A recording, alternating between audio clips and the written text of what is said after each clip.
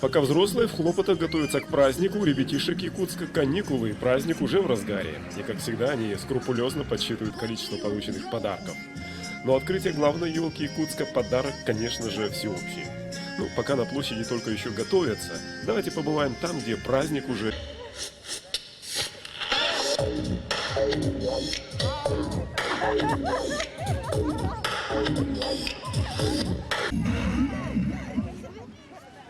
С нами перелетел на новогоднюю елку Дед Мороз. Давайте позовем его все вместе. Дед Мороз!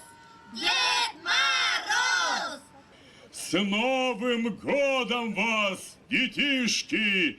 Будьте счастливы! Давайте пожелаем друг другу счастья, здоровья,